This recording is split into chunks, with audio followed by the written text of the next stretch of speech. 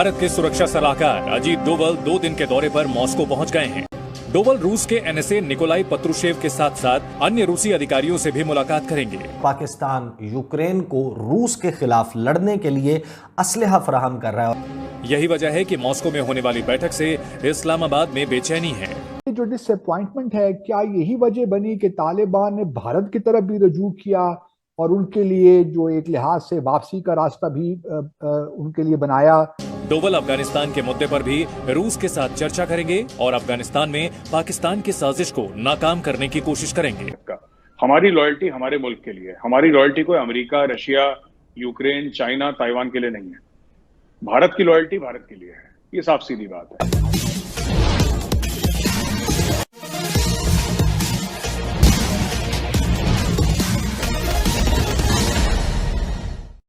अभी रूस और यूक्रेन के बीच युद्ध चल ही रहा था कि इसी बीच ताइवान और चीन के बीच भी युद्ध के बादल मंडराने लगे हैं। लेकिन इस दरमियान भारत के राष्ट्रीय सुरक्षा सलाहकार अजीत डोभाल की रसिया की यात्रा से पूरी दुनिया में खलबली मच गया है। इनकी यात्रा के कारणों को तलाश करती आज की परिचर्चा सुनते हैं। भारत के सुरक्षा सलाहकार अजीत डोभाल 2 दिन के दौरे पर मॉस्को पहुंच गए हैं। डोवल का यह दौरा आतंकवाद के खिलाफ रणनीति बनाने को लेकर है। डोवल अफगानिस्तान के मुद्दे पर भी रूस के साथ चर्चा करेंगे और अफगानिस्तान में पाकिस्तान की साजिश को नाकाम करने की कोशिश करेंगे। डोवल रूस के एनएसए निकोलाई पत्रुशेव के साथ साथ अन्य रूसी अधिकारियों से भी मुलाकात करेंगे। पाकिस्तान यूक्रेन को रूस के खिलाफ लड़ने के लिए असलहा फराहम कर रहा है, और अगर ये असलहा फराहम किया जा रहा है, किस किस्म का असलहा है, जिस किस्म की खबरें रिपोर्ट हो रही हैं कि बरतानवी एयरफोर्स के जो उनकी रॉयल एयरफोर्स है उसके तैयारे नूर खान एयरबेस रावलपिंडी से उड़ते हैं और बहुत रेगुलर परवाजें हो रही हैं। एक एयर ब्रिज कायम किया गया है, जहाज़ उड़ते हैं, जहाज़ उड़कर अफगानिस्तान और ईरान की एयर स्पेस को अवॉइड करते हैं। ओमान के रास्ते सऊदी अरब, इजिप्ट और फिर ये साइप्रस में यानी कि किब्रिस में लैंड करते हैं, वहाँ से उड़ते हैं, रोमानिया लैंड करते हैं और फिर कोई साजो सामान है, कोई सामान है जो कि यूक्रेन पहुँचाया जाता है। रिपोर्ट किस वक्त सामने आती है जिस वक्त पाकिस्तान के army chief general Qamar Javed Bajwa वो बरतानिया के दौरे पर मौजूद हैं। कंसर्न ज़रूर है कि क्या पाकिस्तान इमदाद के तौर पर यह सामान भिजवा रहा है। अगर तो पाकिस्तान हेल्प करने के लिए यूक्रेन को यह सामान भिजवा रहा है और इसके एवज़ कारोबार नहीं है, पैसे नहीं लिए जा रहे, तो फिर तो एक बहुत बड़ा सवाल मौजूद है। इसका मतलब है कि आपने अपने आप को यूक्रेन के साथ नत्थी कर दिया है, इस कॉन्फ्लिक्ट में आप साइड कर रहे हैं यूक्रेन के साथ। और अगर वो आपसे वेपन्स परचेज कर रहे हैं तो फिर जिस तरह रूस इंडिया के साथ बिजनेस कर सकता है, तो कोई मजायका नहीं कि पाकिस्तान मिलिट्री इक्विपमेंट जो है वो बेच। यही वजह है कि मॉस्को में होने वाली बैठक से इस्लामाबाद में बेचैनी है। भारत अफगानिस्तान के मुद्दे पर रूस के साथ आतंकवाद विरोधी सहयोग चाहता है। मोदी सरकार ने डोवल को प्लान अफगानिस्तान पर लगा रखा है। पिछले साल सितंबर में भी दिल्ली में अफगानिस्तान को लेकर बैठक हुई थी। इस बैठक में भी रूस के एनएसए के साथ डोवल ने तालिबान पर चर्चा की थी। बैठक में भारत और रूस ने अफगानिस्तान में अंतर्राष्ट्रीय आतंकवादी संगठनों की मौजूदगी पर चिंता जताई थी और कहा था कि आतंकवाद से भारत और मध्य एशिया को खतरा है। भारत ने तालिबान को समर्थन देने वाले आईएसआई के जैश-ए-मोहम्मद और लश्कर-ए-तैयबा जैसे आतंकवादी संगठनों से रिश्तों का सवाल उठाया था। भारत ने अफगानिस्तान में अल्पसंख्यक हिंदुओं और सिखों की सुरक्षा का मुद्दा भी उठाया था। हमारी लॉयल्टी हमारे मुल्क के लिए, हमारी लॉयल्टी कोई America, Russia, Ukraine, China, Taiwan के लिए नहीं है। भारत की लॉयल्टी भारत के लिए है, ये साफ सीधी बात है। और ये दुनिया को समझना पड़ेगा कि हमारी लॉयल्टी हमारे, एंड क्यों ऐसा लोग एक्सपेक्ट करें कि हमारी लॉयल्टी किसी और मुल्क के लिए हो। हमें जहां पे फायदा होगा वहां पे जाएंगे। आने वाले दिनों में क्योंकि अमेरिका अब खुल के भारत को कह रहा है कि भाई हम आपके साथ हैं, भारत ये कह रहा है कि थैंक यू, आप हमारे साथ हैं तो अच्छी बात है। जब आप नहीं भी साथ थे तो तब भी हमने अपने आप को संभाले रखा। तो भारत का आगे का विजन आपको क्या दिखता है? ताहिर साहब, विजन सिंपल है कि भारत अपने आप को स्ट्रॉन्ग करेगा। भारत किसी और मुल्क के कहने पे ना तो जंग में घुसेगा। हमें जहां से फायदा मिलेगा सर हम वहां से फायदा लेंगे। हमें अमेरिका से टेक्नोलॉजी मिलेगी, हम अमेरिका से टेक्नोलॉजी लेंगे। रशिया से वेपन्स मिलेंगे, वहां से लेंगे। चाइना से ट्रेड मिलेगी, चाइना से ट्रेड करेंगे। लेकिन इन सब का, चाहे वो हमारा दोस्त हो, चाहे वो हमारा दुश्मन तो नहीं कहूंगा, एडवर्सरी हो, जो भी हो, इसका मकसद एक ही है कि भारत को फायदा हो।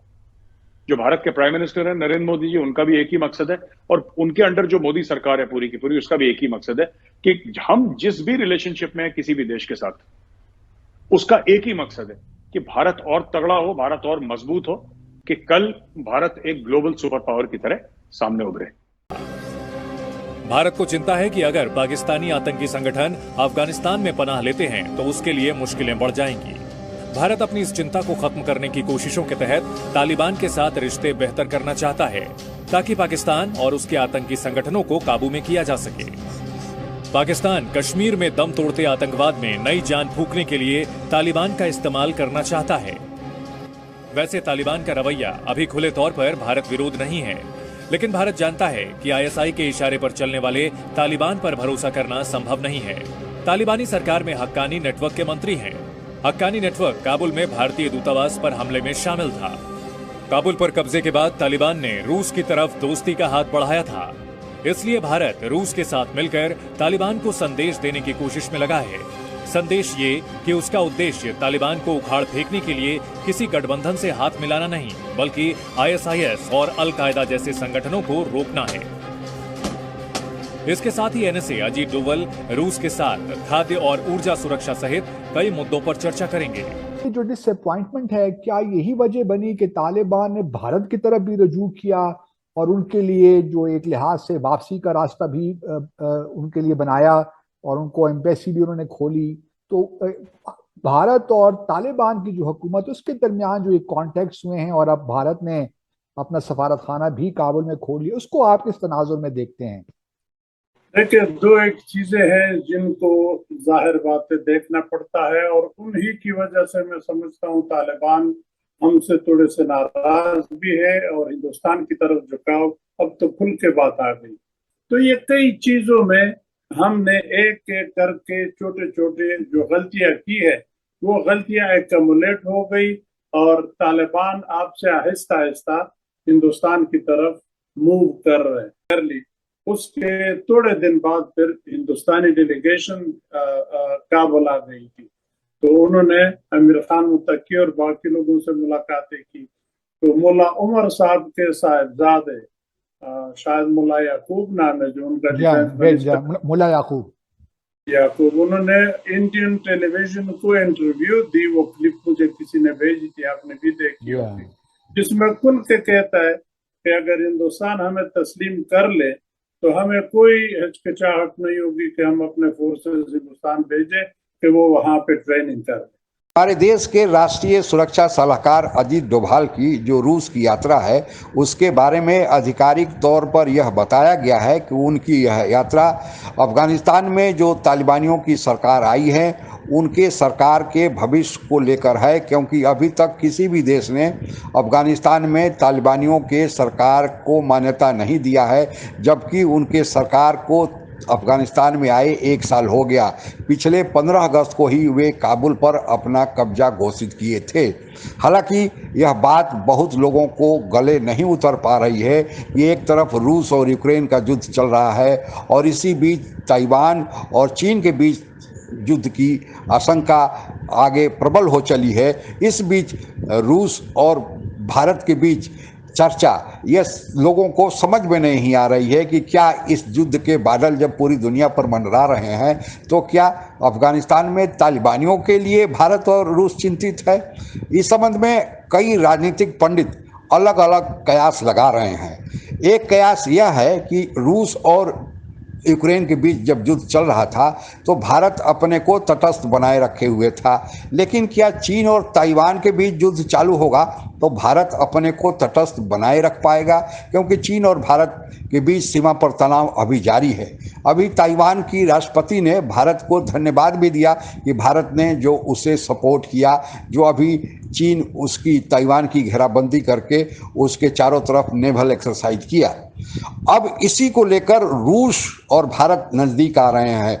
दुनिया में लोग यह मान रहे हैं कि दुनिया में 2 ध्रुव हैं, एक ध्रुव पर अमेरिका और उसके सहयोगी देश खड़े हैं और दूसरे ध्रुव पर चीन, जो अमेरिका के सुपर पावर की कुर्सी को चुनौती दे रहा है, लेकिन लोग रूस को नज़रअंदाज कर रहे हैं।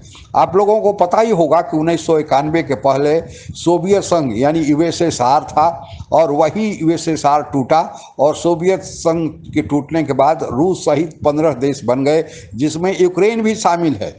तो रूस जो लड़ाई यूक्रेन के साथ लड़ रहा है, दरअसल एक जो कुछ लोगों का कहना है कि रूस अपनी पुनः प्रतिष्ठा प्राप्त करना चाहता है, क्योंकि रूस सोवियत संघ के टूटने के पहले यानी 1991 के पहले सोवियत संघ भी एक अमेरिका की तरह सुपर पावर था, और भारत का झुकाव सोवियत संघ की तरफ था। तो लोग चीन और अमेरिका के बीच यह भूल रहे हैं कि भूतपूर्व सुपर पावर रूस भी यह मन में आकांक्षा पाल रखा है कि उसे फिर से सुपर पावर की कुर्सी प्राप्त करनी है, और रूस यह समझता है कि बिना भारत के सहयोग से वह उस कुर्सी को प्राप्त नहीं कर सकता। और भारत के लिए भी एक सुनहरा अवसर है कि भारत की दुविधा समाप्त हो जाएगी। अगर रूस सुपर पावर हो जाएगा तो भारत को रूस की ओर झुकाव अगर हुआ तो फिर भारत और अमेरिका भारत के साथ है, तो फिर चीन को कभी भी पटकनी दी जा सकती है। और यही कारण है कि भारत चाहता है कि रूस अपनी कुर्सी को फिर से प्राप्त करे, जो भारत के लिए एक अच्छी बात होगी। और रूस अपनी कुर्सी प्राप्त करेगा तो चीन से उसके संबंध कट जाएंगे, और कटेंगे तो यह भारत के लिए अच्छे संकेत की निशानी है। आज के लिए बस इतना ही। जय हिंद। आप अगर हमसे जुड़ा रहना चाहते हैं तो कृपया मेरे चैनल को सब्सक्राइब करें तथा बेल आइकन भी दबा दें, ताकि नई वीडियो की जानकारी तुरंत आप तक पहुंच जाए। धन्यवाद। जय हिंद।